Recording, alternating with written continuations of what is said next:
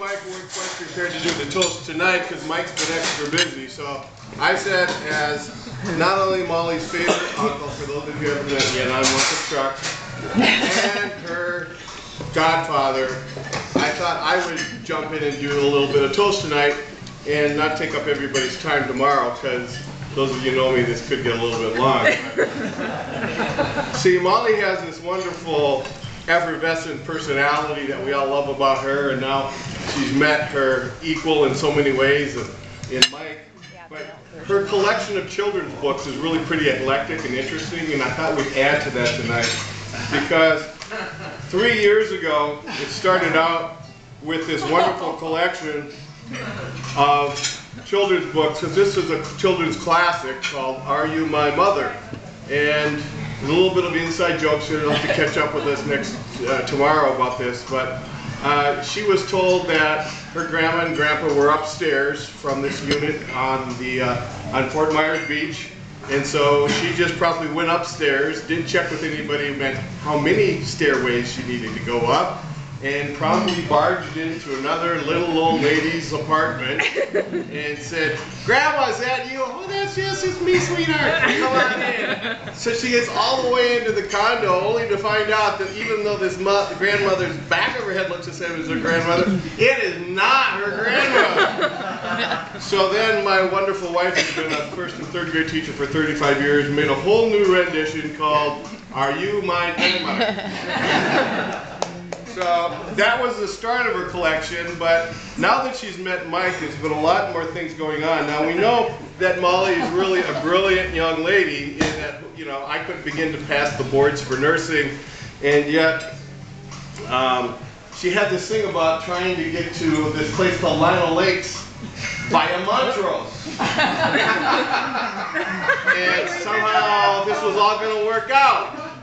And even though she gets all these straight A's and stuff that I could only dream about, somehow she's going north when she thinks she's going west, and she has these huge directionally challenged issues. And so we thought we'd take her, this would be most appropriate to present to her. There's a map on my lap by Dr. Zeus. Then, oh, I got these words. So then, I thought it was only appropriate that the first thing that happens is Maria starts to talk to Molly about this new guy she met at my niece Angela's graduation about a year and a half ago.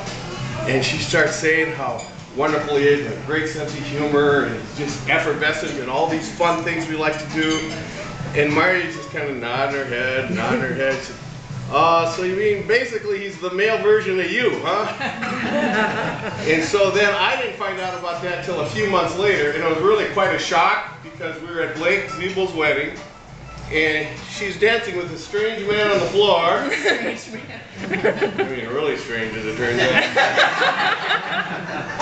And I said, Molly, this is Uncle Chuck. He has not been through the Uncle Chuck interrogation yet. So Mike being a good sport, we go into the back of the room, we're in the middle of Blake's big ceremony, sat down the chairs, and said, "Okay, Mike, so let's have the discussion here with Uncle Chuck.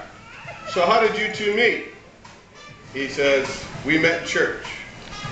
I said, "Nice line, fella, really smooth." And they said, "No, I just saw your crucifix, and I figured that would be a really good line." I said, "Oh, that's a good point. You're really sharp." He said, "No, I got you. We really did meet in church."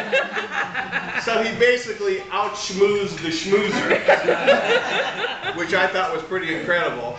And so then, as I got to know him better and what a fun-loving, great guy he is, I said, "You know what, Molly? This guy would be wonderful even if he looked like Rumpelstiltskin." But the fact is, he's a darn good-looking guy. He's a perfect match to boot. So in honor of that, I present to you Mr. Perfect!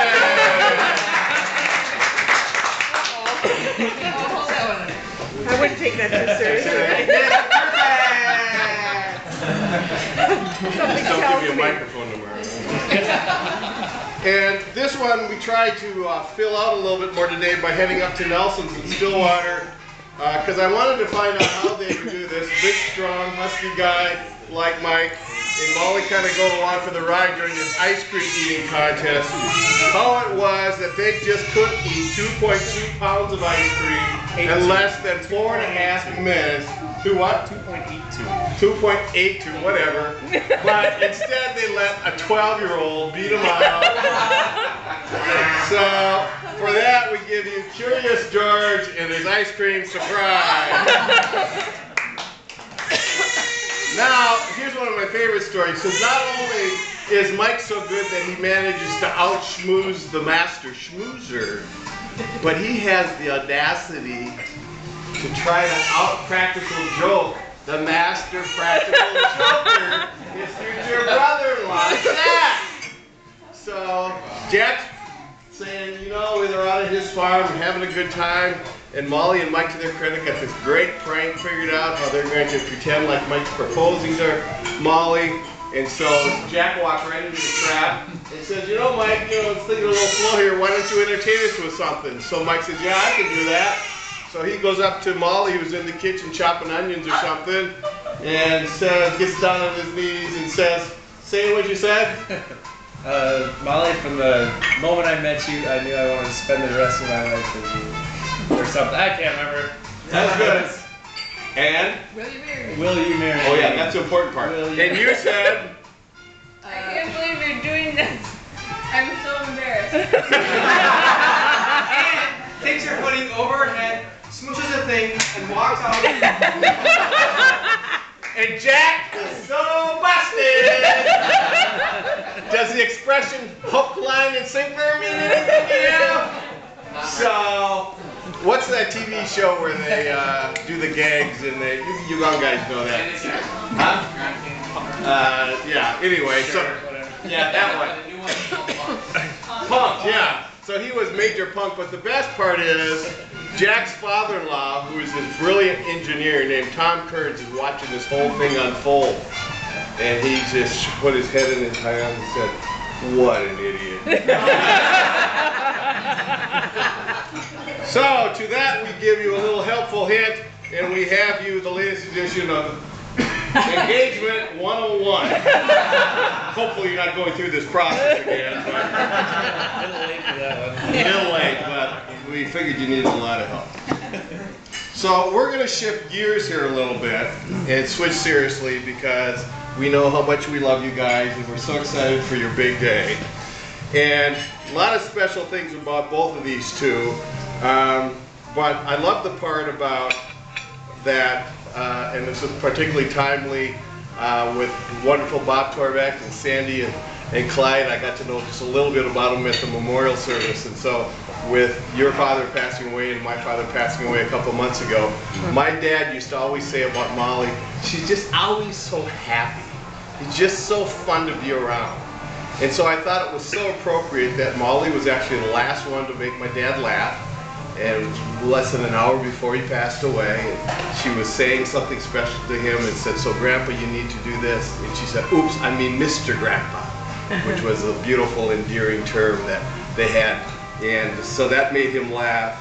And I was thinking too about Doug, Bob, and Sandy. Doesn't the whole term of Our Father who art in heaven mean a whole lot different now? Sure does. And so I thought this book would be just perfect for Molly and Mike with the special relationship that Mike had with Bob.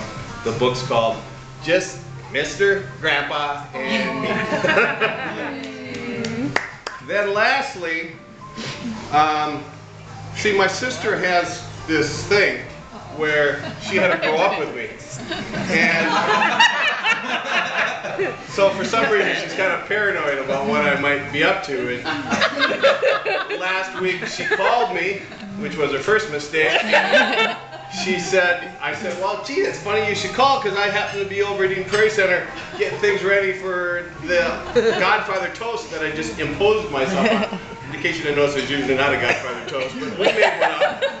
And I said that, so she got kind of scared. She says, well, what are you doing? And if you're with Denise and Maria, that's got to be trouble. Don't say that. And so The next morning I get a call from my daughter. She says, hey, you won't believe the email I got from your sister. Here's the email. She's going around. She says, Maria. Note the time on it. Yeah, what time was this? It was like at 1 a.m. Dear Maria, without giving away your dad's secrets, I just have to ask you if I need to be worried about his toast for Molly. And Maria's response is almost just as good. She says, oh man, I hope this isn't keeping you up at night. He says, he's actually planning a nice thing for a smaller group in the rehearsal dinner. Despite, I can't read this stuff, despite the jokes in the middle, I think it will be really nice. Besides, he doesn't have it written out yet, but I'm making him practice with Mom and I, and we have veto power. Yeah. Yeah, right. But since my dear sister had that feeling and didn't want, I have to kind of proxy for her as the parent, because I want to share with you this special book that's been in our family for over 20 years. That has a very special place in our heart and been cherished, and I want to read what's written inside. The book is called I Love You Forever, and it says, Dear Molly and Mike, this book has been a treasure in my family ever since I gave it to my mother with a special note for Mother's Day in 1989, just 2 months before she passed away. It shares the timeless story of a parent's love for their child and how with the passing of seasons, the child returns that love. It is that endless circle of love witnessed on your wedding day tomorrow that makes it such a thrill to see you now continue this divine tradition. You both come from such great parents, wonderful families. So now is on this most special of special days, as we send you forth, know that, Maria, help me out, we'll love you forever, we'll like you for always, as long as you're living, our baby you'll be. Love you.